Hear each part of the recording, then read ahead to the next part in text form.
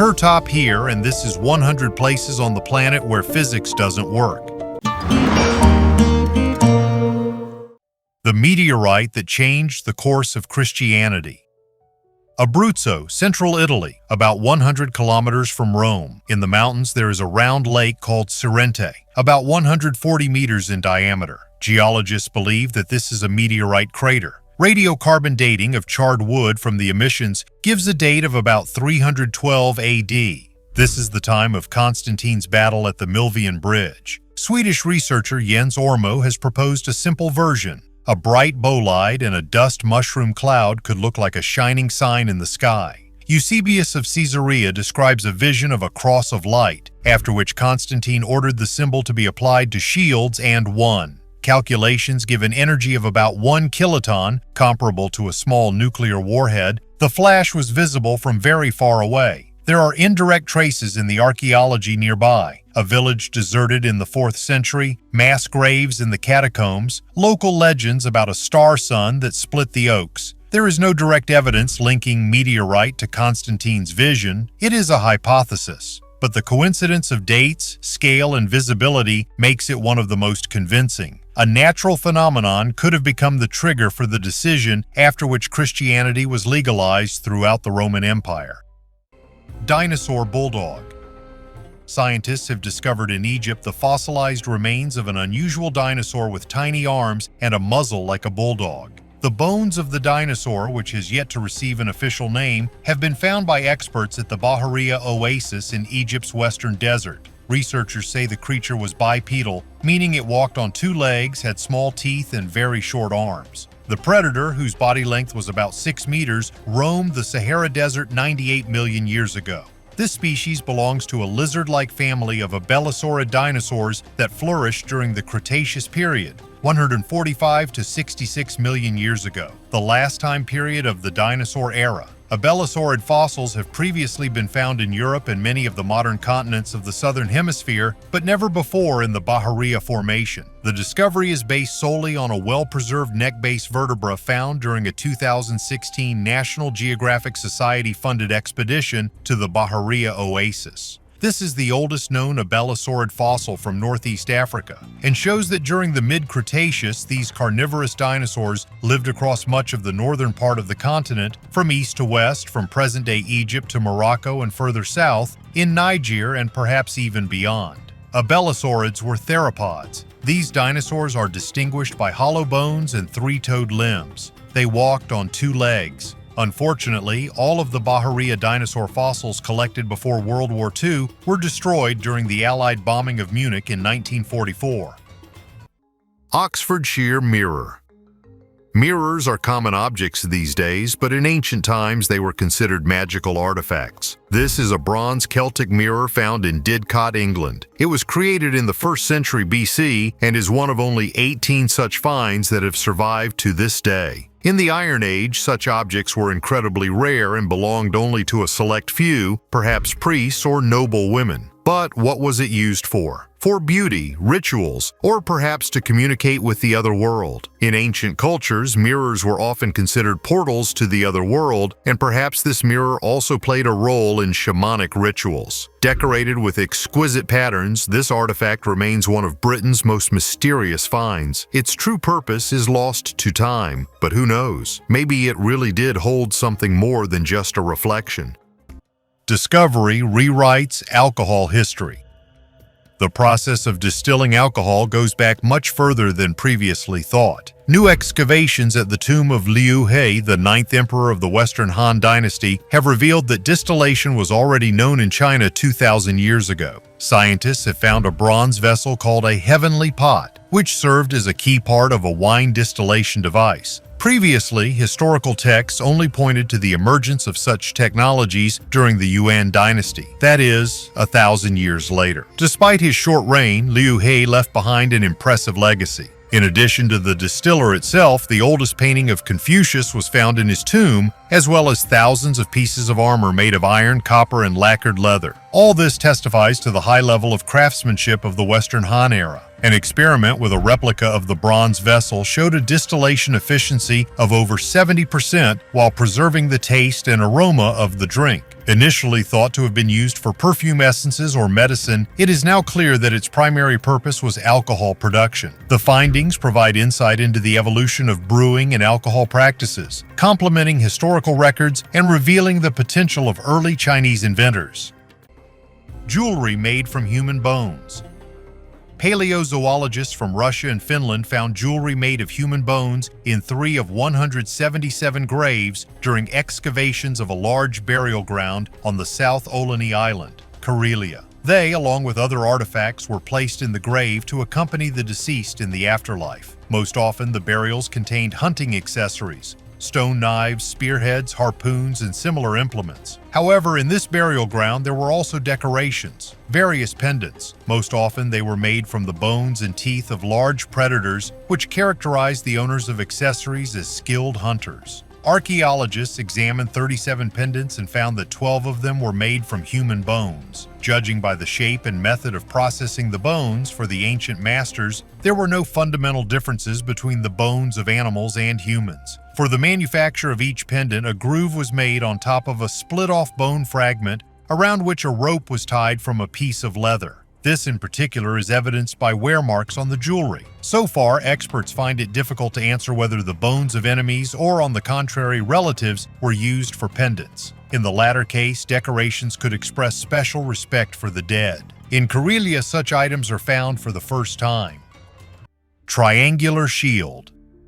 20 kilometers southeast of Sofia, the capital of Bulgaria, archaeologists have unearthed a rare Roman watchtower. Its base is a regular triangle with a side of about 7 meters, dating from the coins of Emperor Caracalla, the end of the 2nd century AD. This is unusual for the Roman Empire. Most outposts were square or round. The question arises, why a triangle? The narrow top of the tower faces the slope. A blow from a battering ram or stone slides along the wall without destroying the masonry. Inside, they found a stone well and the remains of a wooden floor, rebuilt during the Byzantine and Second Bulgarian Kingdom, 12th century. Such forms are found only on the border with watchtowers. The Romans called such borderlines limes. That is, the entire system of ramparts, roads, and fortresses along the border. In Bulgaria, this is the earliest example of irregular planning. Instead of a standard template, engineers chose a geometry that more closely matched the mountainous terrain. Today, the tower is part of the Ervich Museum complex. It shows that Roman builders knew how to deviate from standards if local conditions required it. Rock Crystal Reliquary. This reliquary, created in France between 1175 and 1200, is a work of art and religious craftsmanship. It is made of gold and silver and decorated with rock crystal, which adds transparency and lightness. The relics of saints or other valuable relics of great importance to believers could be kept inside. Such reliquaries often became objects of worship. They were exhibited in churches and monasteries where they attracted pilgrims from all over. The design of the reliquary itself is especially interesting. It is made in the form of a miniature building with decorative arches, columns, and small figures of saints, which symbolize the idea of a spiritual temple. The transparent cylinder of rock crystal allowed believers to see the contents, which strengthened their faith in the sanctity of the stored relics. 6 kilograms of pure gold.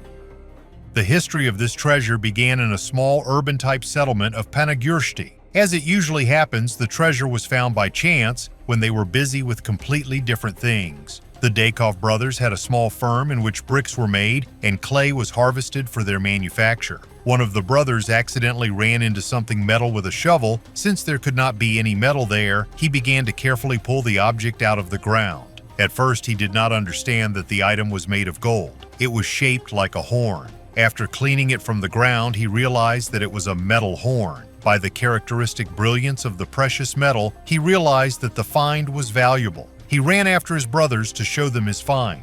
When they washed and cleaned the object, they realized that it was a very expensive thing that was of value to archaeologists. One of the brothers offered to go back and dig some more. They did just that. Almost immediately, they pulled out another item and then another. The brothers found 9 unique artifacts of amazing beauty. According to historical data, Thracian tribes lived on these lands. Among historians, there are still disputes about who created these unique items. It is believed that they were created by ancient Greek jewelers, and with the help of trade, they came to these lands. Approximate age of manufacture 4th to 3rd century BC. The products depict the life of Greek gods and mythological characters. The brothers handed over all the found values to archaeologists. Now this treasure is kept in the National History Museum in Sofia. The Great Flood, myth or catastrophe? The story of the Great Flood is one of the most universal in world culture. It is known not only from the Bible, where Noah builds an ark, but also from the Sumerian epic about Ziusudra, the Babylonian story of Utnapishtim, the Indian myth of Manu, the Greek story of Deucalion, Chinese chronicles, legends of the American Indians, and even Arctic tales. Such a coincidence is almost impossible to consider accidental. This makes you wonder, maybe the flood really happened, and if so, when? One of the most convincing hypotheses suggests an event about 7,600 years ago. Then, due to a sharp rise in the level of the world ocean, salt water gushed through the Bosphorus into the Black Sea lowland. Geologists claim that the water level rose by 140 meters, flooding huge territories. What used to be fertile land became a sea. This event could really look like the end of the world for the peoples of that era. But was it a global flood? Probably not. However, for specific people living in river floodplains, in lowlands, near the coasts, this was a global catastrophe. Imagine, water takes everything. A house, cattle, land, village, ancestors. People save themselves on rafts, go to the mountains. Centuries later, the memory of what happened turns into a myth, universal and terrible. It amazes me how this ancient fear still lives in us.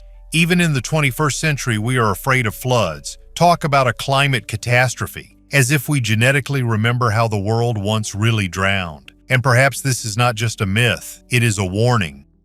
Giant head in the Aegean. A team of European archaeologists and divers found a giant marble head during an underwater expedition at the site of the Antarctica shipwreck in the Aegean Sea. Researchers have identified the head as a Heracles of the Farnese type. According to them, it may belong to a headless statue of a demigod, which was found in the same place in 1900 during a shipwreck. The statue is currently kept in the National Archaeological Museum of Athens. 2 human teeth were also found embedded in a hard agglomerate with traces of copper genetic material that could be analyzed to determine the sex of the person they belonged to. The researchers also found several other artifacts belonging to the ship, such as bronze, iron, and nails, but these can only be identified using X-rays. All items were handed over for conservation to the Ephorate of Underwater Antiquities of Greece. Skeletons and jewels. Imagine an altar in a Bavarian church. In a glass sarcophagus lies a skeleton strewn with gold, stones, lace, and even a wig. This is not an installation, but a shrine of the Baroque era. In the 17th to 18th centuries, ancient bones were taken out of the Roman catacombs en masse and turned into shining patrons of cities in Germany and Switzerland. This was the Catholic world's response to the Reformation, where many relics were lost. A strong visual gesture was needed that would unite the community and bring back pilgrims. How it was done. Rome issued papers about the authenticity of the bones, essentially a certificate that the remains were indeed from the catacombs. A new name was often given, for example Valentine or Candide. On site, the bones were assembled into a single image. Missing parts were supplemented with wood and wax, glass eyes were put on the skull, silk and lace were put on top. The gold and stones were sewn on by nuns. The result was a shining heavenly warrior in a gilded casket at the side altar. It worked in 3 planes at once. Faith, the city had its own patron saint. Politics, the Counter-Reformation showed the richness of the Catholic tradition without lengthy debates. Economy, the temple became a center of pilgrimage. What about authenticity? Radiocarbon tests for some of these saints give the 1st to 3rd centuries, which means the bones themselves are truly ancient. Martyrdom is not always provable, and the jewelry shell was entirely made by workshops. During the Enlightenment, many figures were put away in storerooms. Today, they are gradually being restored and shown as monuments of faith and art at the same time. The result is simple. Before us is not a cheap fake and not a pure miracle, but a rare fusion of a religious idea, Baroque taste, and urban identity. What do we see in the altar window? A shrine, an instrument of the era, or a Baroque show? It seems like everything happened at once, which is why these skeletons still attract attention and questions. A child buried like a chief. Archaeologists have discovered a burial site in a cave in Thailand that is almost 30,000 years old. The remains are about 4 years old. At first glance, nothing unusual. Child burials do occur, but this is what raised many questions. The child's body was placed in a cavity carved directly into the rock. Carefully, almost like a cradle. The face and chest were covered with red ochre, a pigment that in many ancient cultures was associated with blood, birth, and the transition between worlds. There were objects lying nearby, stone chisels, shells, jewelry. This is not just a random set. This is inventory that is most often found in the burials of leaders, shamans, or people with a special status, and certainly not in the burial of a child. Scientists did not find any traces of a mass grave or a settlement in the cave. Only one burial ground, one child, and an entire ritual assembled around him. This made me wonder, who was he? Why was he buried like this? There is a theory that it was a manifestation of an early religious tradition, or a sign that children in that society were not perceived as weak and helpless, but as bearers of something important. But there is another thought. Maybe he was the only child in the group, or he died in a special way, in his sleep, in a ritual, during a ceremony, and then his death gained weight. Not because he was a leader, but because he became a symbol. In any case, this burial ground is not just archaeology. It is one of the oldest reminders that death, even the earliest, could be a reason for a ritual, and a complex, thoughtful ritual with details that have survived to this day. Early Iron Age swords. The swords were discovered during the construction of a new fire station in the Bavarian city of Andex. These items were funerary. Each sword was buried in a separate grave along with the remains. Swords represent an important transitional stage from the use of bronze to the use of iron in weapons. Both are made of iron, but the earlier one was made in the shape and style of a Bronze Age sword. The later one, made in the same period, had an adapted design to take advantage of the stronger and more stable metal. The swords are 76 and 66 centimeters long and 6 centimeters wide. While the shorter one was probably mainly used as a stabbing weapon in hand-to-hand combat, the longer and heavier one was more suitable as a stabbing weapon that a fighter could wield from above, for example, from a horse. At the Bavarian State Heritage Office in Munich, a team of restorers cleaned the swords using microfine shot blasting technology and examined them more closely. The restorers managed to find traces of a horn on one of the so-called hilt tongues, and the hilt was probably made from this material. Two blades also contained the remains of a layered linen weave fabric, as well as the remains of a cord that must have been wrapped around it in several places. Presumably, the weapons were wrapped in cloth and buried. Crystal skulls.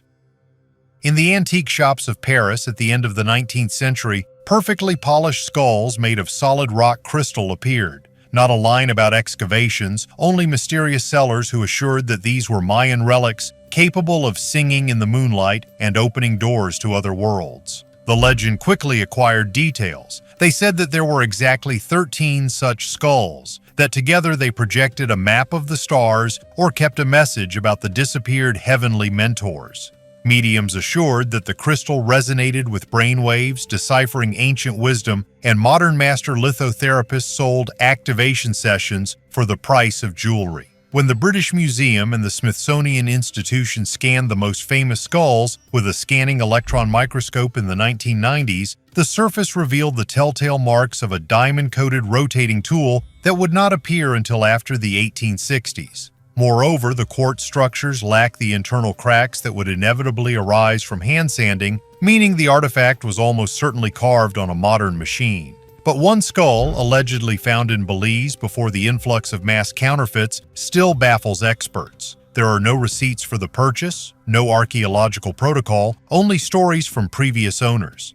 They swear that the crystal was literally polished over centuries. A drop of water, a pinch of quartz dust, and the patience of Mayan craftsmen. Scientists are almost certain that they are looking at a late copy, but still leave a small chance for the truth. What if this really is the work of ancient hands? We just haven't figured out what tool was used to create it?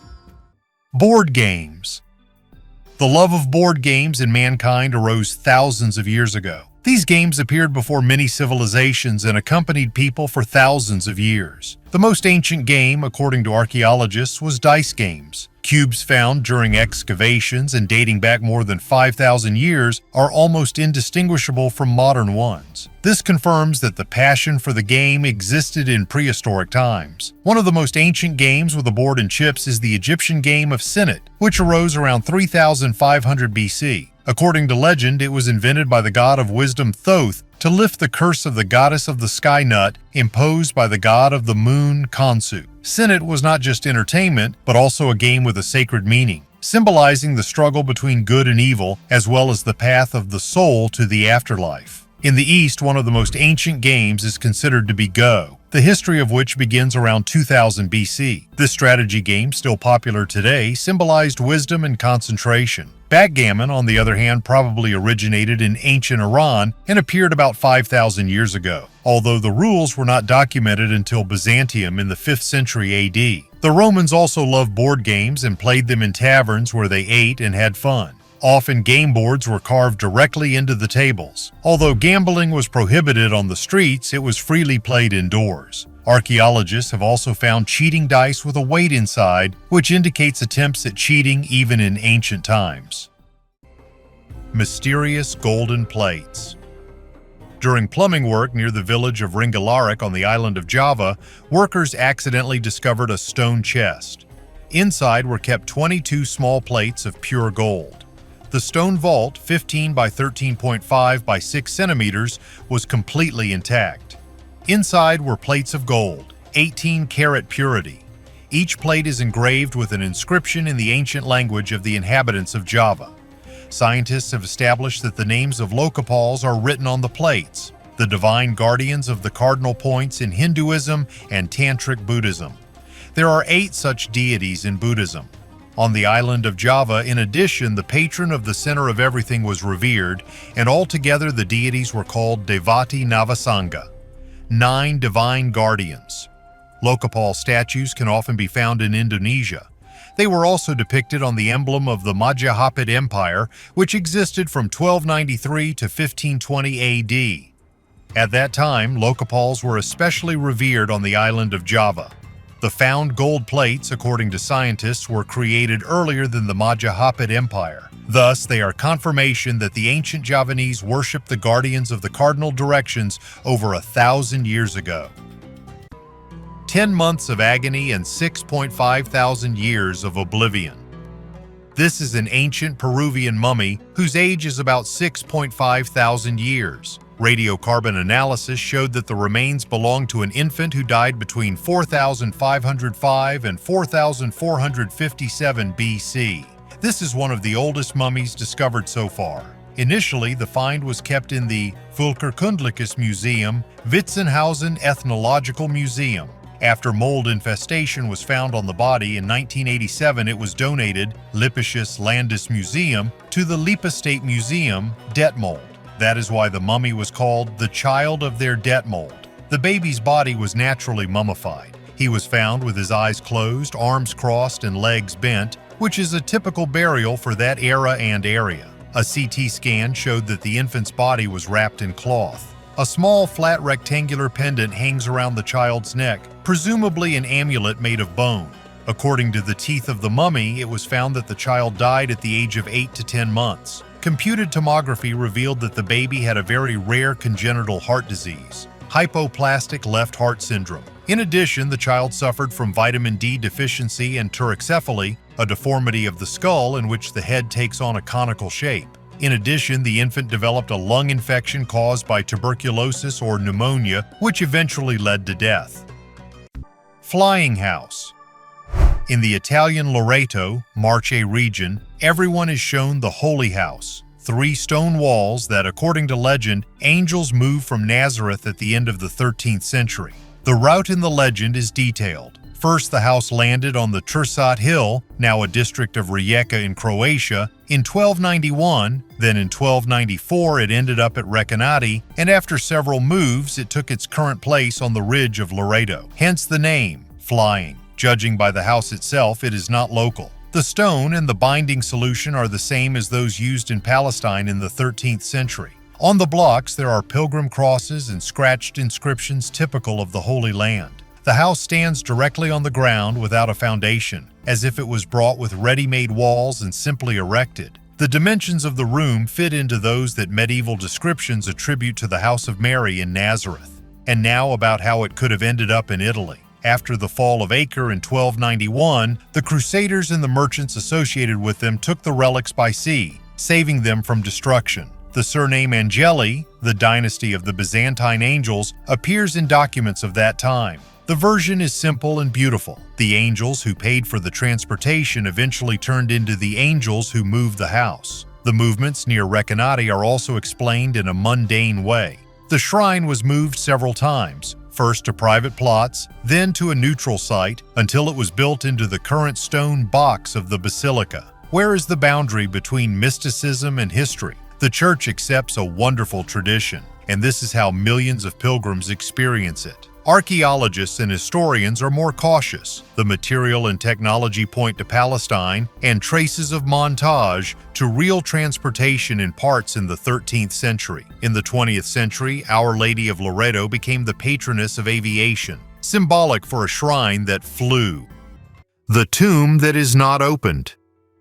Everyone knows about the Sphinx, but almost no one knows that there is probably a cavity underneath it, closed and even partially concreted. Back in the 1990s, geophysicist Thomas Dobecki conducted an acoustic sounding of the plateau. An anomaly was discovered under the front paws of the Sphinx, an empty chamber with clear rectangular edges. It could not be a natural formation. It was a room or a tomb or something else. This news blew up the world of alternative archaeology. The claims went even further. Supposedly, ancient Egyptian texts mentioned a certain Hall of Chronicles, a place where knowledge left by the gods before the flood is stored, and it could be located right there, under the Sphinx. One step, and we could open the door to the prehistoric past. But instead, there was silence. The Egyptian authorities did not give permission for excavations. The site was declared closed for research. Moreover, according to unconfirmed reports, the shaft at the bottom of the Sphinx was filled with concrete mixture. Just like that, no comment. Why is it not clear?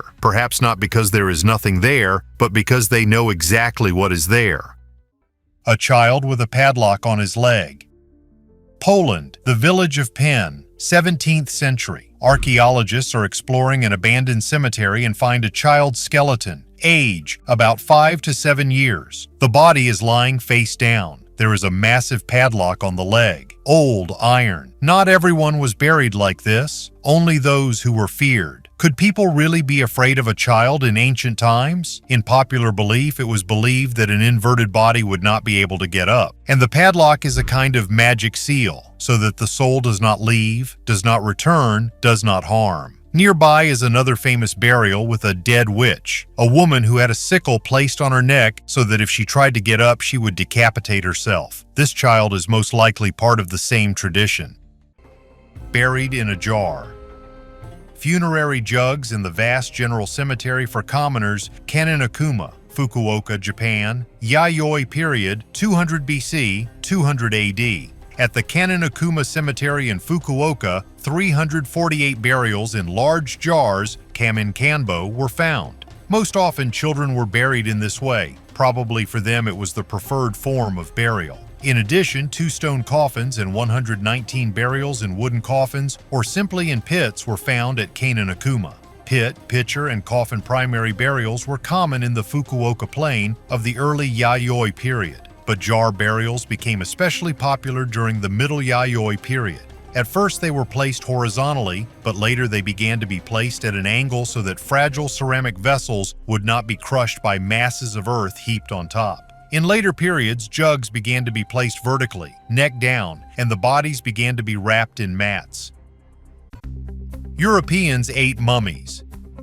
It can be hard to believe that some events really happened at some point in reality, as for example the fact that the inhabitants of Europe of the Middle Ages had for some time the habit of feasting on Egyptian mummies. Of course, not quite to feast on, the medieval people pursued somewhat different goals. From about the 12th century, the people actively used ancient Egyptian citizens divided into small pieces or crushed to a state of powder. Since ancient times, people have used bitumen in everyday life, a product of oil weathering. They processed arrowheads used for the manufacture of kitchen utensils. It has also been used as a therapeutic agent, so even Pliny the Elder himself recommended it in combination with wine for the treatment of dysentery and severe cough. It was believed that bitumen relieves toothache and is effective for cataracts. The Egyptians used this substance to mummify their famous dead. It had the ability to penetrate deep into tissues, and over time it was difficult to distinguish where the bone was and where, in fact, the bitumen. Since its reserves in nature were depleted, the people came to the conclusion that it was quite reasonable to use mummies as a source of bitumen, and they began to actively search for and process them for the purpose of profit. Of course, just because something looks like a mummy doesn't mean it's a mummy, as enterprising merchants quickly found an alternative way to satisfy customers' need for mummies, passing off well-done camel meat as it. Since the popularity of the practice persisted for quite some time, some medieval businessmen went further and began to make mummies from the bodies of recently deceased citizens. Given the improvement in techniques, the remake was indistinguishable from real ancient mummified bodies. Gradually, with the development of medicine, Europeans abandoned the practice of treatment with the help of mummies. And although no modern person, at least with a healthy psyche, would ever think of eating mummy powder, nevertheless, the turnover of the black market for mummies is estimated at about $3 billion. If selling, the desire to earn money, is quite understandable, then why do modern people buy mummies in general? Decorate the house to show off antiquity to friends, or is it possible to use them to improve health today? The most ancient heart.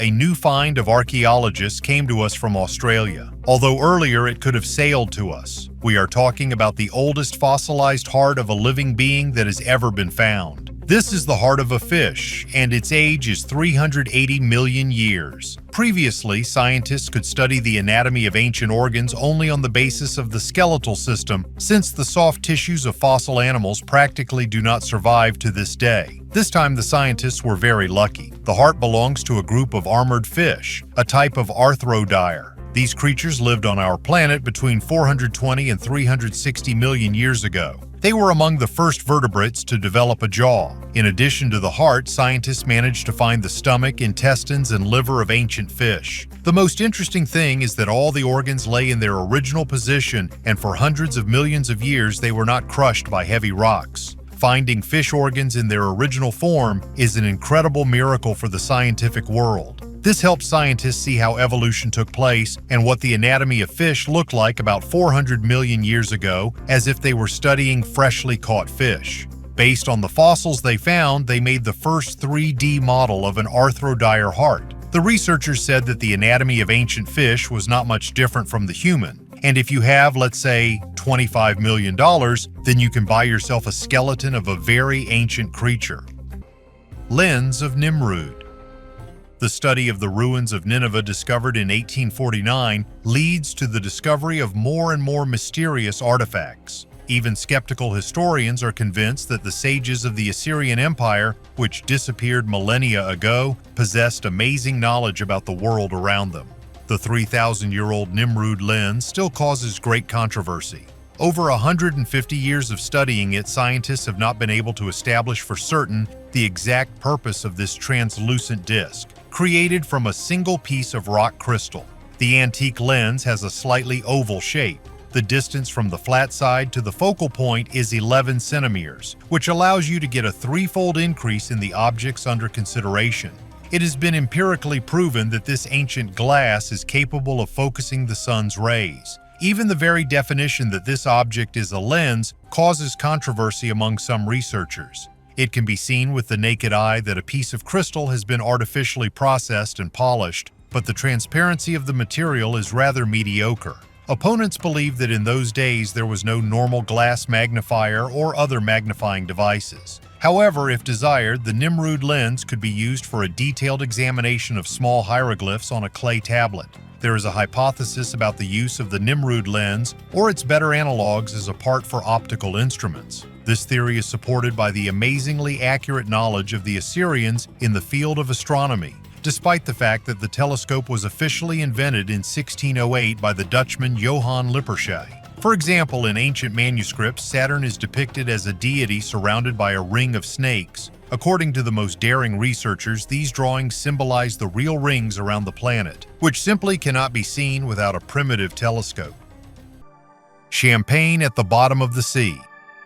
May diving off the Polish Hel Peninsula, Gdansk Bay, brought a double discovery. At a depth of 60 to 70 meters, Baltic tech specialists, instead of the sought-after submarine from the Second World War, came across two 18th century sailing ships lying 2 kilometers from each other. The first ship is loaded with green glass bottles and stone jugs. Analysis of the liquid is still ahead, but based on experience from previous salvages, some of the bottles probably contain champagne and natural mineral water seltzers. Then it was considered almost a medicine and was supplied to the royal courts, including St. Petersburg. The second ship was built a little later at the end of the 18th century. The hull is well preserved. Low temperatures and weak currents of the Baltic slow down the decomposition of the wood. Both objects are located directly under a modern shipping route, so raising to the surface is unlikely. Archaeologists will work with robots and photogrammetry. The find confirms the vibrant Baltic Northern Europe-Russia trade long before steamships and shows that the shallow seabed remains an archive where commercial voyages become time capsules. Exquisite artifacts from 3,000 years ago. A team of archaeologists from China discovered 6 so-called sacrificial pits. The finds were made on the territory of the famous archaeological site, Sangxingdui settlement in the southwest of the country. Artifacts speak of the imagination and skill of the people who lived there between 1600 and 800 BC. The Sangxingdui culture is named after a fortified settlement that was located on the upper reaches of the Yangtze River. Archaeologists suggest that here in the 2 millennium BC was the center of the kingdom of Shu. Ruins with an area of about 12 square kilometers were discovered by chance in the first half of the last century. To date, more than 50,000 relics have been discovered during the excavations of the monument. However, no written sources or human remains have yet been found. The most unusual finds were a box depicting real and mythical reptiles, a statue of a man with a snake's body, and a sacrificial altar about a meter high.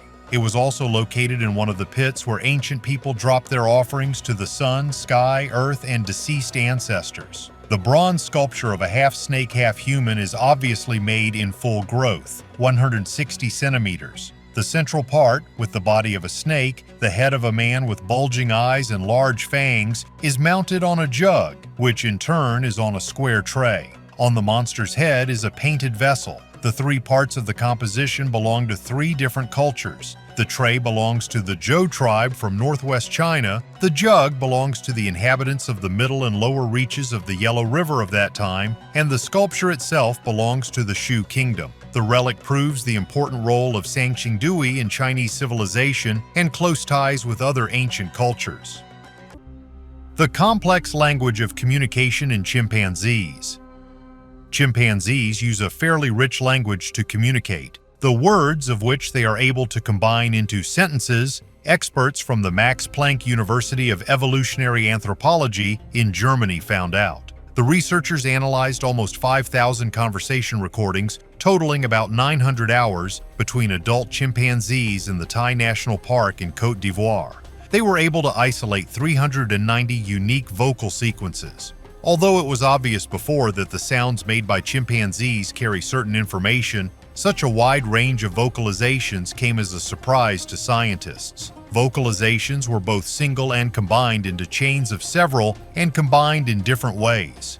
In total, scientists have identified 12 different types of vocalizations, including grunts, lowing, and whining. The use of vocalizations was influenced by the context. For example, a single grunt of a chimpanzee was published at the sight of food, and a series of grunts, more like a pant, as a sign of a submissive greeting. Although the chimpanzee language is poorer than the human language, it turned out to be much richer and more diverse than previously thought. There are probably more possible combinations and sounds in it than we have been able to identify. Scientists hope that further research into the language of monkeys will help to learn more about the origin of language in humans.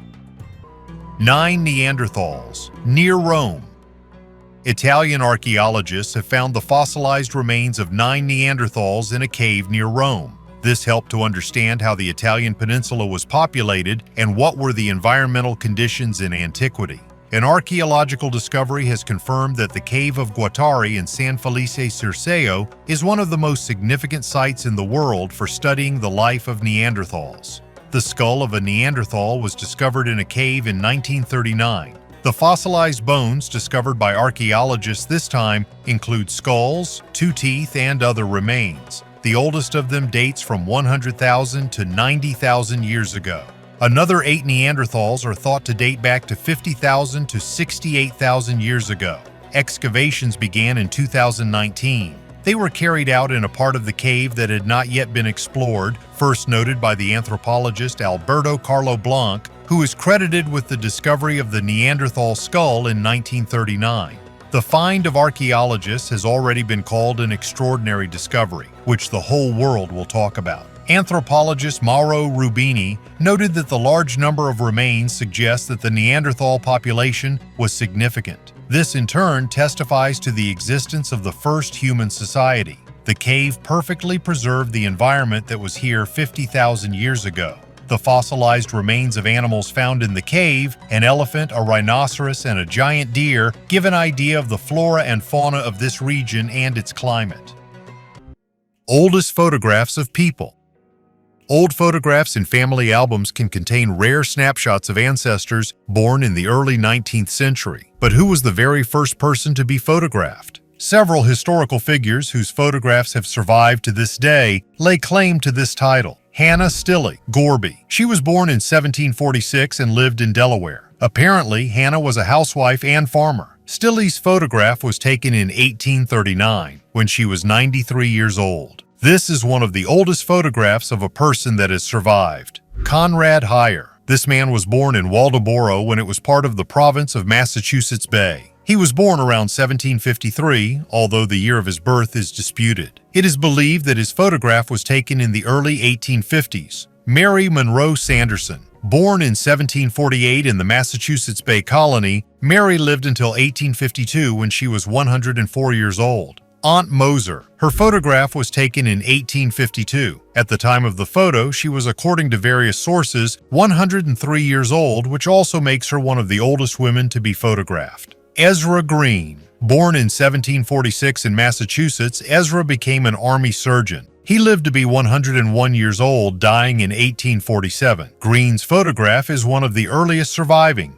John Adams. John was born in 1744 and, in addition to serving in the army, worked as a shoemaker. 2 years before his death at the age of 104, he posed for a daguerreotype portrait, which is considered one of the oldest. Baltha Stone. George Washington's Army veteran, born in 1747, posed for a photograph at the age of 103. He died shortly thereafter. John Owen. Born in Salisbury in 1735, Owen lived to be 107, making him one of the longest-lived people ever photographed. Caesar, an African slave, was born around 1737. He outlived several generations of masters during his life. At the age of 115, he posed for one of the earliest daguerreotype portraits of African Americans. Caesar died in 1852, leaving behind a rare record of black life in the 19th century. All of these people have left their mark on history not only because of their long lives, but because their images have been preserved in photographs, allowing us to see the past.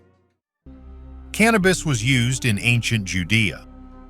As a result of archaeological excavations in Israel, scientists discovered a mysterious substance on the altar of an ancient temple. Its analysis using modern technology indicates that it contains cannabis and frankincense. The discovery suggests that psychoactive substances played a key role in the rituals performed in the Kingdom of Judah. Back in 1963 in Beersheba, a city located in the southern district of Israel, archaeologists discovered hitherto unknown religious limestone altars. They found the remains of cannabis, a plant of the hemp family, and frankincense, which indicates their use for religious purposes in ancient Judea. According to archaeologists, this is the first evidence found of the use of cannabis for religious purposes in the ancient Near East. Scientists have determined that the substance on the small 40 centimeters high altar is cannabis mixed with manure, which was used for heating, and a substance found on a large altar 50 centimeters high suggests that it is incense mixed with animal fat used for evaporation. The discovery also suggests that cannabis was part of the religious ceremonies, and the discovery of incense particles provided insight into what substances were used for incense in the Kingdom of Judah.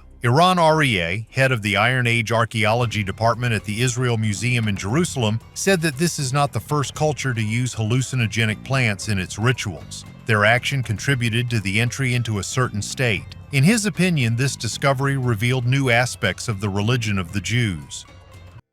The Giants of Easter Island. Easter Island is a tiny speck of land in the middle of the Pacific Ocean, but it is there that hundreds of stone giants, the Moai, stand. Their faces are turned inward, as if they were guarding the island. The largest ones reach 10 meters in height and weigh up to 80 tons. And most importantly, no one knows exactly how they were made or why. It is believed that the Moai were carved by local people, the Rapa Nui, around the 11th to 16th centuries. They used stone axes, wooden levers, and ropes. Some scientists have tried to repeat this process, and they even succeeded, but only with relatively small statues. What to do with those that weighed tens of tons? How were they moved around the island, given that there are no trees for strong logs on Easter Island? Thor Heyerdahl suggested that the statues were dragged lying down. Another theory says that they were swinged from side to side like a refrigerator on ropes. But there are still questions here, especially about how the statues were given hats, pukau, which weigh up to 2 tons and stand on top. It is almost impossible to lift them without cranes. There is another question. Why? Some believe that these were portraits of ancestors. Some, that the Moai symbolized the strength of the clan. But the island is small. There were almost no resources on it. Why did the entire population spend energy on these stone heads? A lonely island, without trees, without iron, with mysterious statues that seem to be watching you. I can't help but think that this was a ritual not for people, but for someone who was supposed to see these statues from the sky or from the sea. Treasure of spices on a sunken ship. Despite the terrible tragedies and terrible events of the past, archaeologists can now study the ancient world. Off the coast of Sweden, archaeologists have found the ship Gribshunden, which sank here in 1495. The Danish king Johan planned to make a deal with the Swedish ruler Sten Sture the Elder that would give him complete control over Sweden, as he had previously done with Norway, creating a unified Scandinavian kingdom. However, after landing, the ship caught fire and sank, which was a great loss. It was filled with goods worthy of a rich and powerful ruler. For the first time, the wreckage of the ship was discovered in the 1960s, but then archaeologists were not able to study in detail all the artifacts found deep underwater. The first serious research began in 2019, and the most valuable find were containers with well-preserved plant material, containing about 3,000 samples. Scientists were able to identify medieval spices among them: nutmeg, cloves, mustard, dill, saffron, ginger, peppercorns, and almonds. In that era, spices from Southeast Asia were extremely expensive in Europe since the Ottoman Empire blocked the way to them. Also on board were less exotic foods such as dried blackberries, raspberries, grapes, and flax. In addition to them, henbane was found, which in the past was used for medicinal purposes, and now it is one of the most poisonous plants in nature. The plant samples were in excellent condition due to the unique conditions at the location where the ship was found, a cold and low salinity part of the Baltic Sea. From precious spices, I will move on to a treasure in a more familiar sense for us. The mysterious Cemetery of Frogs.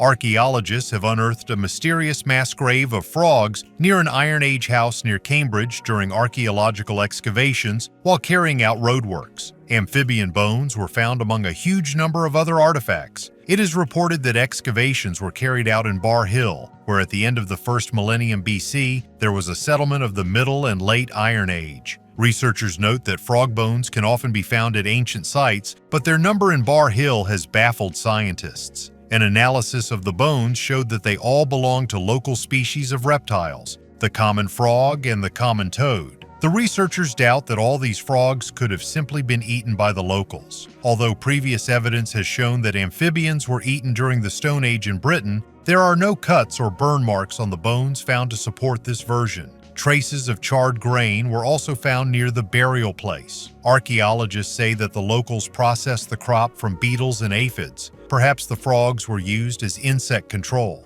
The alternative version is a tragedy. Scientists believe that the reptiles may have fallen into a hole they couldn't get out of during their spring migrations in search of water for breeding. In addition, extreme cold or illness could lead to mass death. The glass desert of Libya. In the very heart of the Sahara, there is a place where the dunes suddenly turn into a scattering of yellow-golden fragments, as if a giant bottle city had melted here. The first Europeans traveling along the route of the Berlin African expedition of 1932 decided that these were simply ancient Bedouin fires. But when geologist Patrick Clayton picked up a piece, it turned out that there was no soot, pure glass, almost 99% silica, transparent like Bohemian crystal. Later, Egyptologists noticed the same mineral in Tutankhamun's chest. His burial scarab was carved from this mysterious glass. The intrigue quickly began to spin. Some talked about a sand thermonuclear flash of a distant civilization, others about the fall of a comet that melted the dunes to a liquid state.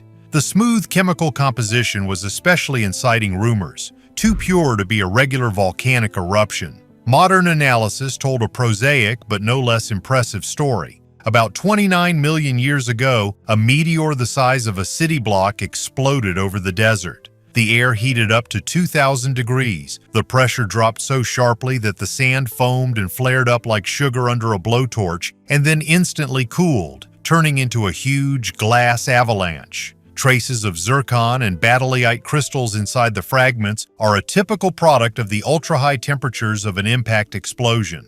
Everything matches except for one thing. The crater from the meteorite or the explosion has still not been found. Scientists are still debating whether it was a meteor explosion in the air or the crater simply went under the sand. But each fragment that flared up in the sun among the dunes reminds us, the sky can burn so brightly that it leaves behind an entire desert of natural glass. A Guide to Exorcising a Ghost. In the vaults of the British Museum, there was a Babylonian clay tablet dating back to around 1500 BC. Only in certain light did the engraved image become visible. The ghost of a man with his hands tied, led by a rope by a woman. On the back was a cuneiform text deciphered by the philologist Irving Finkel, a detailed guide on how to summon and then exorcise a restless spirit. The steps are as follows. 2 figurines are made of wax or clay, one male, the ghost itself, the other female, a companion. Vessels with beer, bread, and a wooden bowl are placed in front of the figurines. An incantation is read, inviting the spirit to take the treat and go away. After the ritual, the figurines are wrapped in cloth and buried at dawn, a signal that a new home has been found for the soul and it will no longer return to the living. The text uses the word mashkim, watcher, denoting a spirit that has not found peace. The tablet complements the idea of Babylonian medicine and magic. Treatment included both herbs and administrative actions with the world of the dead. The main value of the artifact is the combination of a drawing and instructions, rare for Mesopotamia. It is a visual assistant of the priest-exorcist, showing that 35 centuries ago people were already developing step-by-step protocols for working with what today would be called psychological trauma. Mysterious accessory from the future. Archaeologists have discovered wall carvings depicting objects similar to modern handbags. Some of these images are about 12,000 years old. The earliest were found in Turkey in the ruins of the megalithic temple of Göbekli Tepe, where strange images are engraved on the columns of the ancient temple. Similar motifs have been discovered in Mexico, Iraq, and South America, raising many questions about the possible use of such objects by ancient civilizations. Although the images resemble handbags or clutches, experts believe the ancient ruins are more likely to depict baskets. Some believe that the concept of a handbag may have been invented by ancient civilizations. The first modern bag appeared in 1841 in England, created by Samuel Parkinson. The problem is that the Göbekli Tepe temple was built in 9000 BC, and its builders could hardly have known about such an accessory. Another ancient example of a handbag was found in ancient Egyptian hieroglyphs written about 5,000 years ago, where the gods hold a small square object symbolizing prosperity. Archaeologists have indeed found remains of baskets and tool bags used by the ancient Egyptians, but they cannot yet say for sure what is depicted in the hieroglyphs. Similar discoveries were made in Iraq, among the ruins of an Assyrian palace built between 883 and 859 BC, which depicts a genie with wings holding what appears to be a handbag. Historian David Miano believes that these figures, called Apkallu, were minor deities who carried water buckets made from sacred date palms rather than purses. Ancient buckets similar to the engravings were actually found in Iraq. Similar motifs have also been found in Mexico among Toltec ruins, where giant statues hold objects resembling handbags. These statues were created around 750 AD. Very rare and unusual item. In the southeast of Germany, archaeologists have found at first glance the usual burial of a woman. They dated it to 600 AD, but the object with which she was buried was very strange and rare. Scientists from the Bavarian State Office for the Protection of Monuments say that the woman had a high social status. This is understandable because a metal folding chair was found next to her. Right, only a folded frame measuring 70 by 45 centimeters has been preserved from the chair, and the age of the woman was estimated at 40 to 50 years. Most likely the chair, in addition to metal, was made of other materials such as wood and leather. For Germany, this discovery is the first, and in Europe it is already the 29th in a row. But only 6 of them had a metal frame. To discover such a find is considered a great gift in the world of archaeology. After all, it is very rare and its meaning is little understood. To better study the ancient world, you need to have more patterns and input data. And for this, archaeologists need to dig and study a lot. In our case, the burial with folding chairs had a symbolic meaning in the past. They buried people with such gifts that had a high social status, and this concerned more men. But that's not the problem. In most of the discovered burials were women. In addition to the chair, archaeologists found a pearl necklace with multicolored glass beads and a belt with brooches, and next to it lays the bone of an animal, perhaps a cow. What this present meant to the afterlife, archaeologists could no longer explain. Not far from the female burial, a male was also found. The man was buried with a full complement of weapons and artifacts that have yet to be studied. What was the most delicious cheese you have ever tasted? Write in the comment. And for now, I will tell you about the cheese, which is 2,600 years old. Large-scale horse burials. French archaeologists recently made a surprising discovery in Villiers-sur-Indre, discovering 9 large burials containing the remains of horses that lived about 2,000 years ago. The burials contained 28 horses, carefully placed on their right sides with their heads facing south. The remains of 2 dogs were found nearby with their heads facing west. These finds date back to the period of the Gallic Wars, approximately between 100 BC and 100 AD, when Julius Caesar was actively engaged in military operations. The burials attracted the attention of archaeologists for their features. The horses, only 1.2 meters tall, were typical of Gallic breeds. The method of their burial was similar to those previously found in other regions of France, indicating a possible ritual or ceremonial nature. Interestingly, all the horses found were adults, which rules out common diseases as the cause of their death. Scientists from France's National Institute for Preventive Archaeological Research are analyzing the bones to determine whether the horses died in battle or were part of an elaborate ritual. To solve the mystery, researchers took DNA samples from the bones and surrounding sediments to determine whether the horses were Gallic or used by Roman units. A fingerprint from the past. During the Temple Mount sifting project in Jerusalem, archaeologists washed the soil removed from the slope of the Temple Mount. Among the grains of soil, a tiny clay bulla appeared, a seal stamp used in ancient times to close bags or vessels. The diameter is 13 millimeters. On one side, the inscription is clearly visible.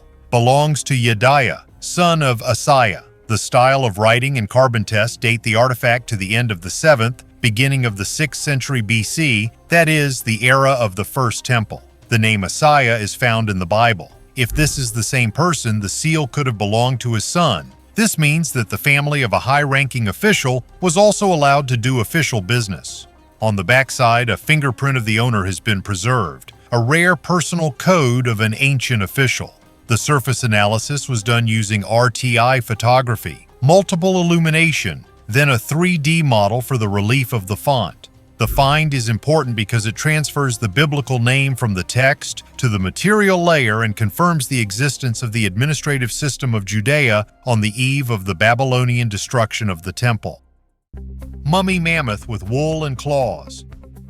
Canadian gold miners found a mammoth baby mummy in the Klondike gold mines, Yukon Territory. The remains of a baby woolly mammoth have lain in the permafrost for over 30,000 years. Scientists determined that this is a female and gave her the nickname Nuncho-ga, which means big cub in Heng. The body of the baby mammoth is perfectly preserved. Even its claws and wool remained intact. Further analysis revealed that the female lived alongside the wild horses, cave lions, and giant prairie bison that once inhabited the area. Now the body of the mammoth is in the laboratory. Scientists are going to examine it and conduct analyses. The Yukon has always been famous for Ice Age finds. Paleontologists are delighted with this amazing find. Nuncho-ga is one of the most incredible Ice Age mummified animals ever discovered in the world. Archaeologists can't wait to explore it and make discoveries. Experts determined that the baby was about the same size as a 42,000-year-old woolly mammoth named Lyuba, discovered in Siberia in 2007. The existence of woolly mammoths in Canada's Yukon Territory has long been known, but 2021 research shows they roamed there even 5,000 years ago. In the early Holocene, the environment in the Yukon changed dramatically due to climate change. For this reason, mammoths began to disappear from this territory. Prehistoric Swiss knife. South African archaeologists have found that mid-Stone Age African Howisson's port-type tools, which are functionally very similar to Swiss Army knives, looked almost the same over vast expanses. This indicates that early humans actively exchanged information and communicated with each other. The tools of the Howisson's port industry were produced in huge quantities over 5 millennia and were very perfect for their time. At a later time, there was a degradation of technology, and after some time, a new takeoff. The blades, made 60,000 years ago, were in many respects superior to the stone tools of the late Stone Age, which came only 25,000 years later. Numerous highly versatile blades have been used for many different purposes, including the use as hunting tools, hand-thrown spears, and possibly also a bow and arrow, felling trees and branches, meat, bones, leather dressing, etc. At the same time, all the blades looked very similar and were made according to a uniform pattern throughout the south of the African continent. All this indicates that people of that time must have actively shared the secrets of their manufacture and other information with each other. That is, they were all then socially connected. Like alive.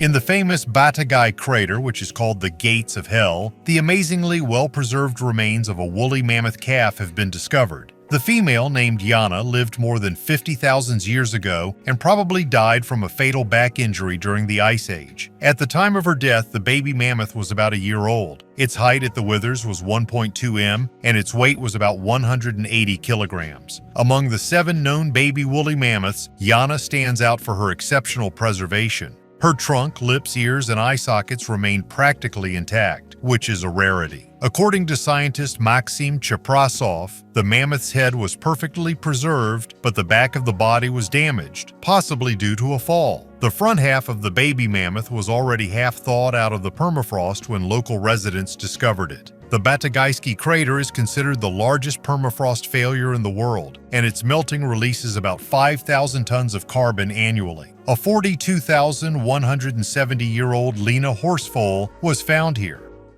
Scientists prepared meatballs from mammoth meat.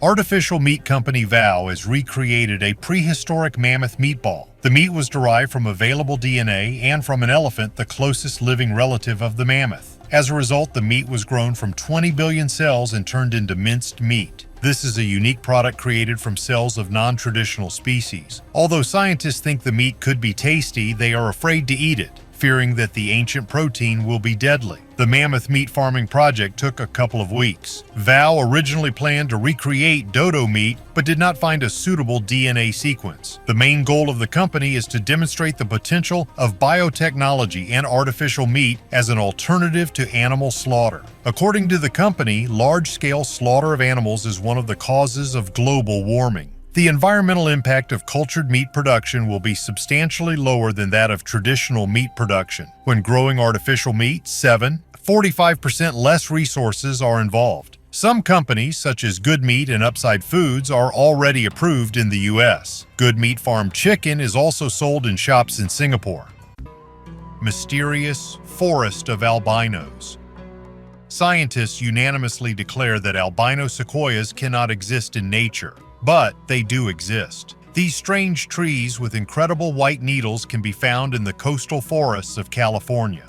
In total, there were 406 of them in 2018.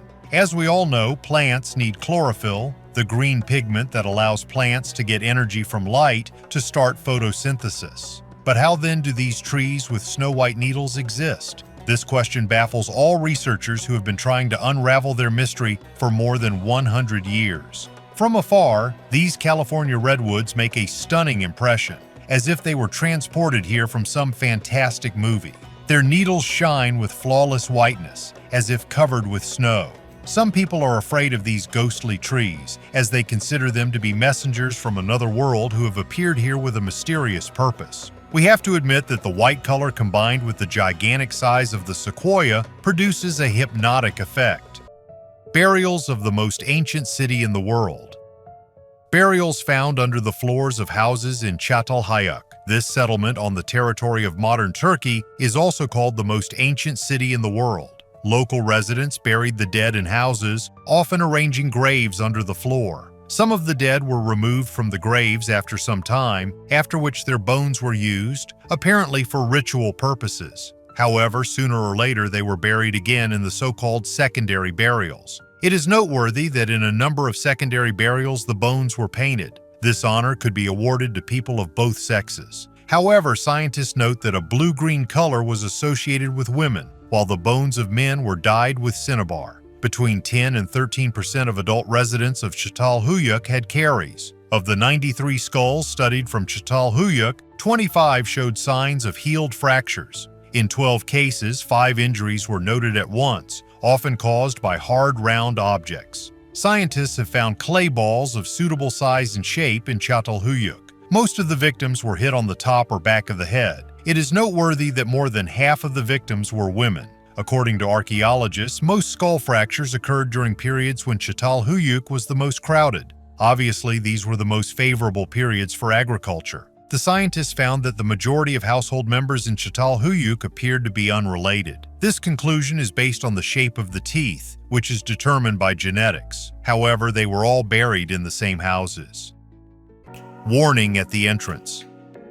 In the ancient port of Olympos on the southern coast of Turkey in Antalya province, archaeologists have uncovered a mosaic floor of the early Christian church number 1, dating back to the 5th century AD. On the threshold is a Greek inscription, "Only those who are on the righteous path may enter here." The short phrase served as a kind of check on the conscience of parishioners before they crossed the threshold. The mosaic is made of limestone and glass cubes measuring 8 to 10 millimeters. The design is stylized vines and palmettes, a popular motif in the Eastern Roman Empire. In the corners of the field are the names of the founders, wealthy citizens who paid for the work. This helps to understand the social composition of Olympos in late antiquity. The presence of sponsors indicates the wealth of the trading city. Below the mosaic, large pithoi clay vessels were found embedded in the floor to store grain and oil, a sign that the temple also served as a food warehouse for the community. The city itself was abandoned in the 12th century. The inscription has not been seen since. The discovery provides an example of how church architecture combined worship and economic tasks, with short text at the entrance acting as a simple but clear access system for believers.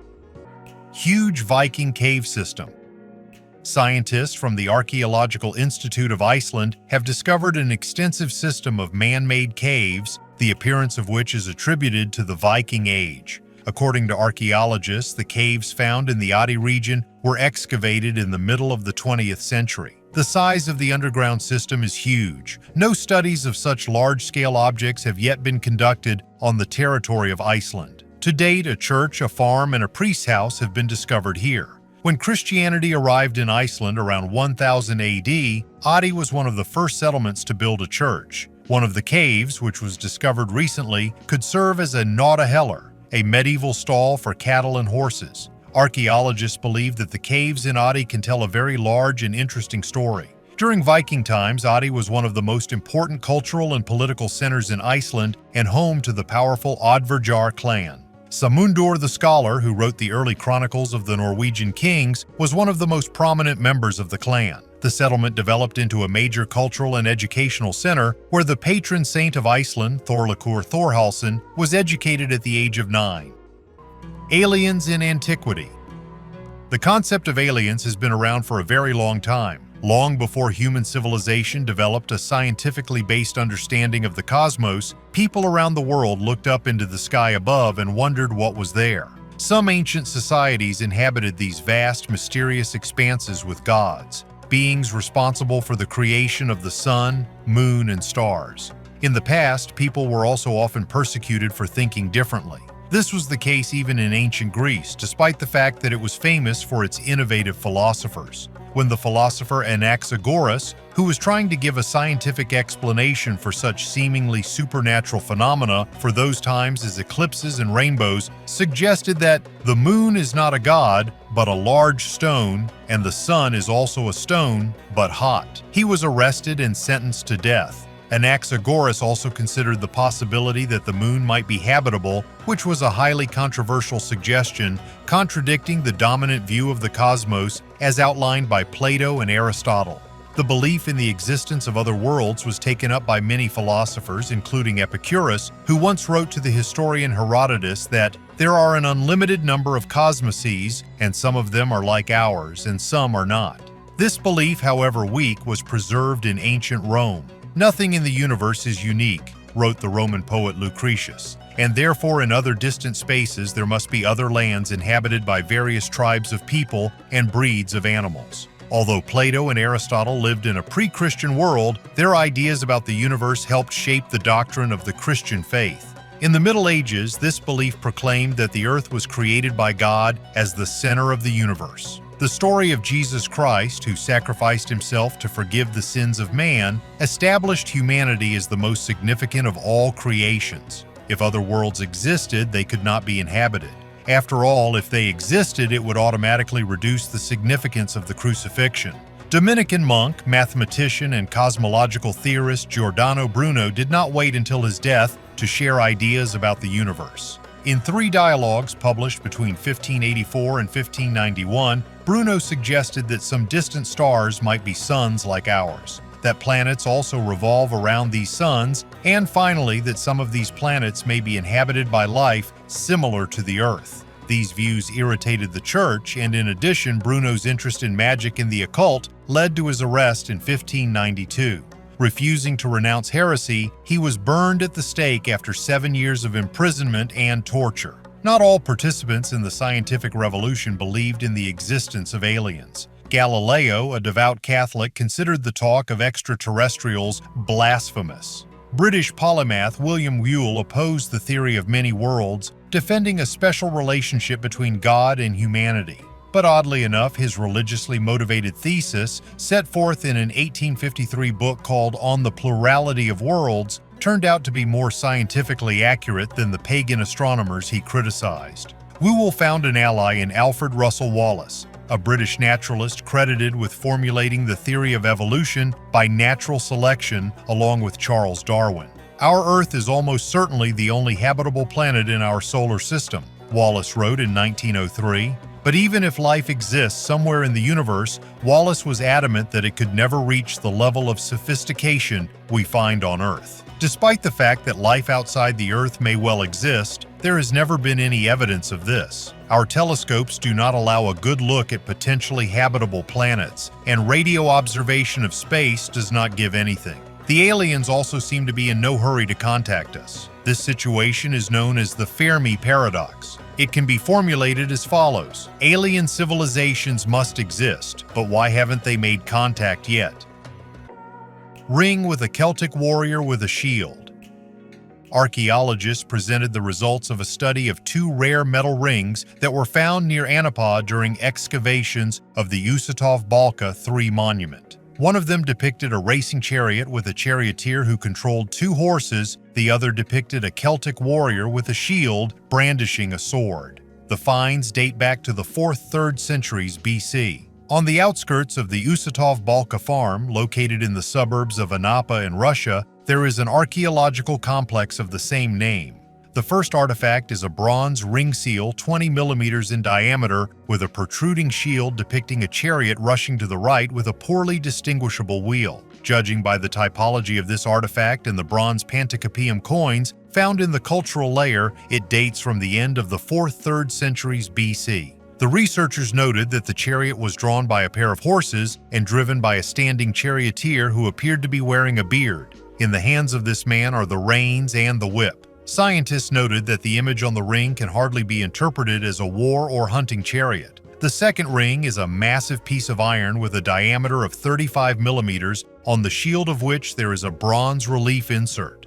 This find, according to scientists, dates back to the last third of the 4th. The first third of the 3rd century BC. The relief inset of this ring depicts the figure of a warrior with a shield brandishing a sword. Its oval thyreos shield completely covers the shoulder, chest, and body below the knees. In the background of the figure is also depicted a hanging sword in a scabbard. When examining a human head, a large eye, nose, massive chin or beard, as well as long hair are visible. A dam from the wrong time.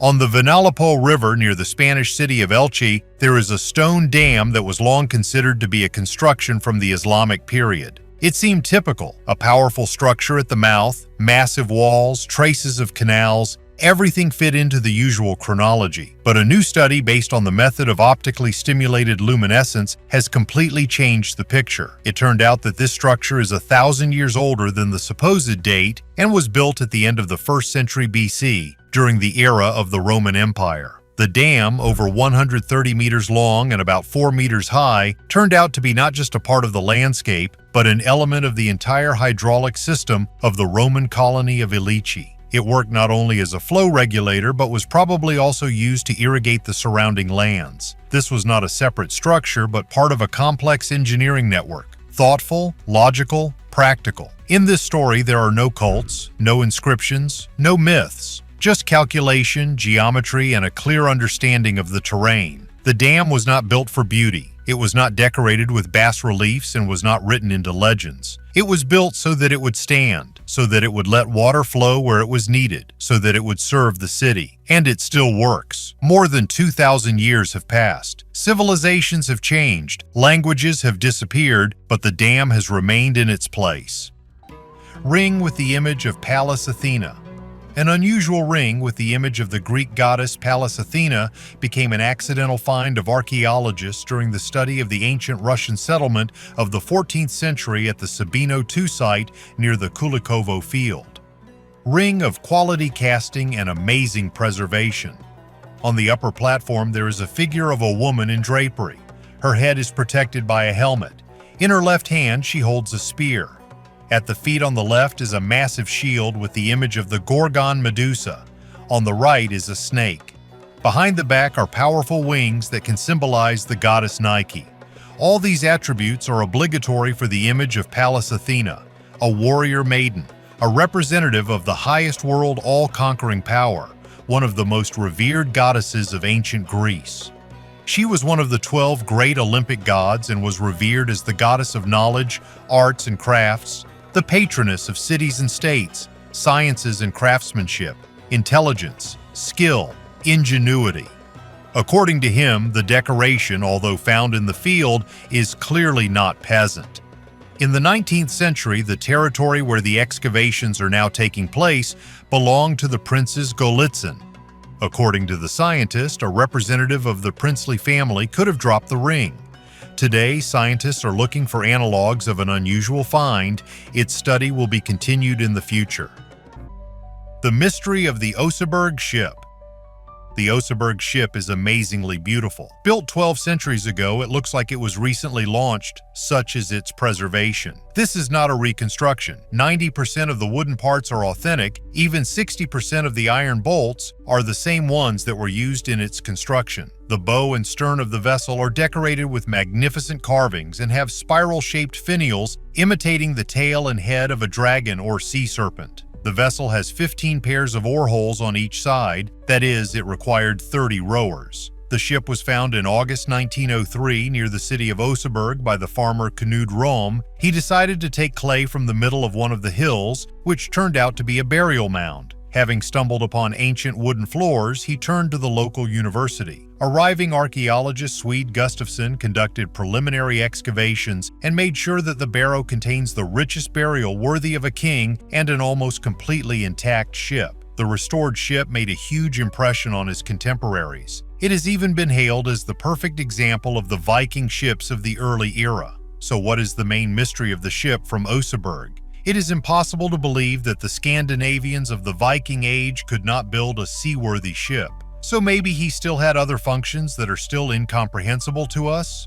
No, of course, this is not about the forgotten technologies of Atlantis and aliens from the stars. Everything is much more trivial. Historians have come to the conclusion that it was by no means a Viking warship, but was built specifically for the Queen, meeting the standards of luxury and comfort worthy of crowned persons in their understanding. Here, in their opinion, there are two options. The first, the ship was intended only for coastal navigation, and when bad weather approached, it was immediately pulled ashore to avoid trouble. And secondly, it was built precisely as a funeral ship for the dying queen and was never launched into the water in general. In other words, the function of the ship is purely ritual. But there is a third option. The ship is quite functional, just built not for the sea, but for wide, calm rivers and lakes.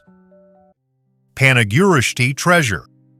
This ritual bowl is part of the famous Panagurishti treasure, found in 1949 in southern Bulgaria. The artifact weighs 845 grams, cast in 23-karat gold. The diameter is 25 centimeters. Instead of the usual ribbed petals, the master squeezed out 73 miniature Nubian heads, arranging them in 6 concentric rings around a central recess for wine or aromatic oil. The bowl belonged to the Odrysian king Xuthus III and was probably used at banquets where the elite of Thrace demonstrated their connection with the Hellenistic world. The images of African barbarians played a dual role, exotic decor and a reminder of the king's power over overseas gold mining. Milk teeth of young Neanderthals. 3 human milk teeth found in the Spanish cave of El Castillo belong to Neanderthals. Approximately 60,000 years ago, people of the modern anatomical type left Africa. They were carriers of the Upper Paleolithic archaeological culture. Approximately 40,000 years ago, they ended up in Europe, where for several millennia they coexisted with the Neanderthals living there.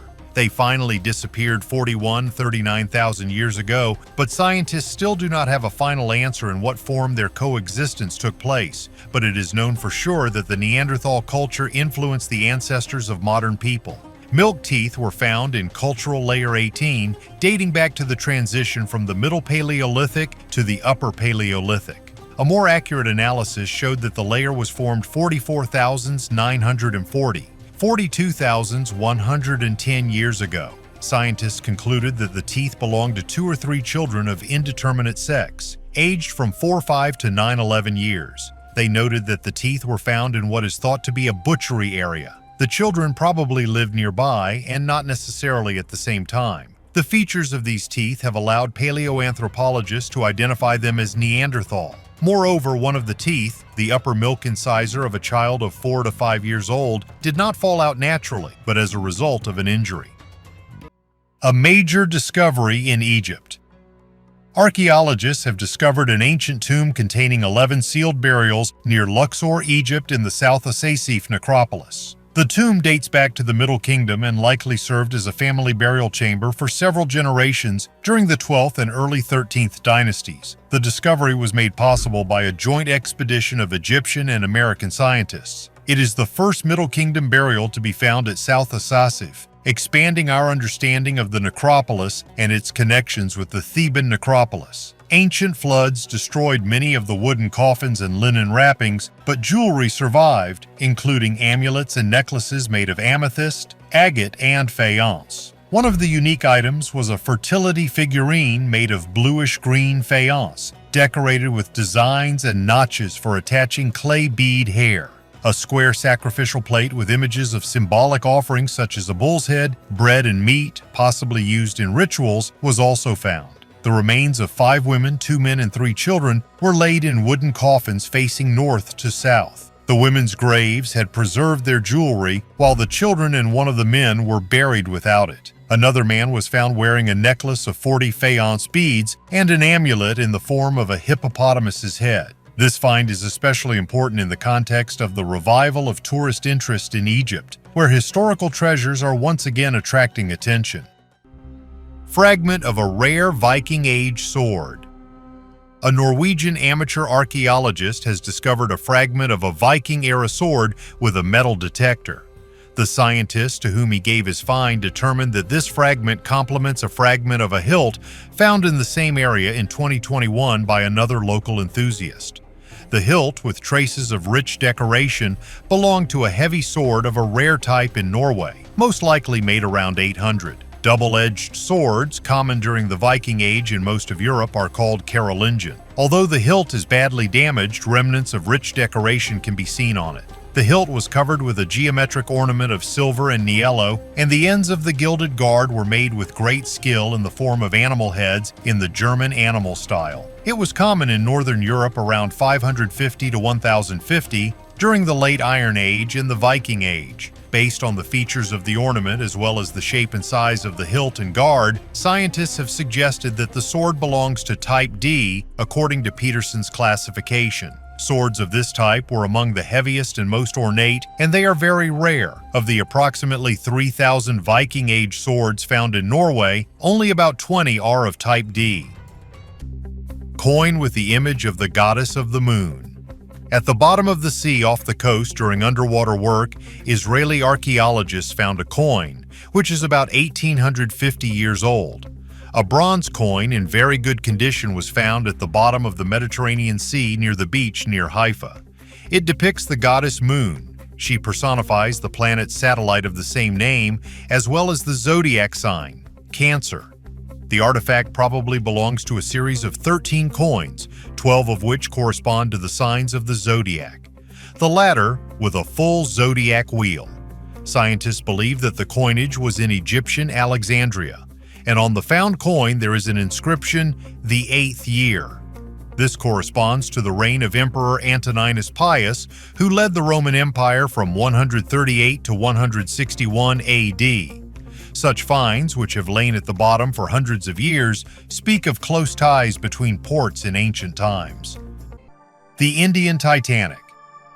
The merchant ship SS Talawa was sunk on November 20, 1942, by a Japanese submarine in the Indian Ocean, 1,200 kilometers from the Seychelles. There were 958 people on board, including 732 passengers. The liner, which left Mumbai for Durban, was hit by 2 torpedoes and sank at a depth of more than 4,500 meters. Due to a shortage of lifeboats, 280 people died. The rest were rescued by ships of the British fleet.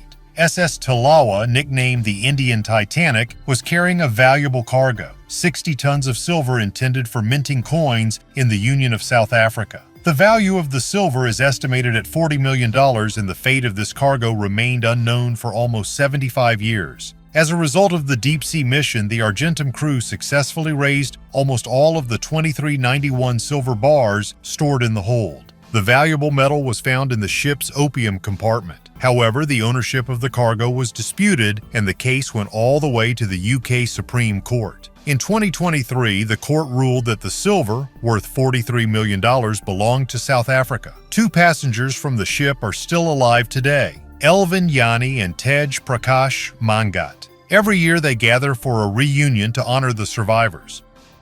Ghostly traces of ancient people. Archaeologists have discovered many mysterious ghost footprints in the Great Salt Lake Desert of Utah. According to scientists, the tracks are visible only after rain. They are filled with moisture and become darker. After drying, they disappear again. Initially, the team found only a few traces in July this year. After a thorough inspection of the surrounding area using GPR, at least 88 footprints were identified, belonging to adults and children under 5 years old. Ghost prints were left at least 10,000 years ago when the area was a vast wetland. However, researchers suspect that the footprints could have been left 12,000 years ago during the last ice age. People seemed to be walking in shallow water and the sand quickly filled their tracks. But there was a layer of dirt underneath the sand which kept the print intact after being filled. Less than 2 kilometers from where the footprints were found, a previous research team found a hunter-gatherer camp dating back 12,000 years ago that could have been inhabited by the people who left the footprints, the scientists said. Black Madonnas. All over Europe there are icons and statues of the Virgin Mary with a very dark face. They are visited by the thousands. There are several reasons, and they are different for each image. In old churches, candle soot settled on the paint for centuries. Oil varnishes turned yellow and brown. Restorers sometimes remove the top layer and see a lighter palette underneath. This is how the Madonna of Montserrat in Catalonia darkened. Many city icons that never left smoky interiors darkened in the same way. There were also conscious decisions. Medieval masters sometimes went on dark wood, and painters chose warm, swarthy tones to emphasize antiquity and solemnity. In Poland, the image of Our Lady of Częstochowa has a dark face also due to subsequent restoration after damage. The result is the same. The gaze clings to the deep skin tone and the gold of the halo. The image stands out from the crowd. Why did such icons become miraculous? The effect of antiquity and endurance worked. The dark face looked like it had survived fires, wars, and thefts, which meant that the image had not abandoned people. Preachers recalled the line from the Song of Songs, "I am black, but comely," which was heard as a sign of humility and mystery. For a pilgrim, this was not a museum portrait, but a face with a biography of wounds and rescues. There is a version about the trace of ancient goddesses like Isis. It sounds bright, but there is no direct evidence. Historians are cautious. In most cases, the reason is earthly. Soot from candles, darkened varnish, dark wood, and then centuries of prayers, vows, and gratitude. This is how the glory of a miracle is born. There is another layer of meaning. The dark face is perceived as universal. It is easier for people of any nation and skin color to accept it. Therefore, it is precisely such images that became the centers of large pilgrimages in Montserrat, Częstochowa, Rocamadour, Hessdalen. Flying houses, liquid blood, a meteorite that changed religion forever. And we're just getting started. Subscribe to the channel because it's going to get even better. Thanks for watching. Bye, everyone.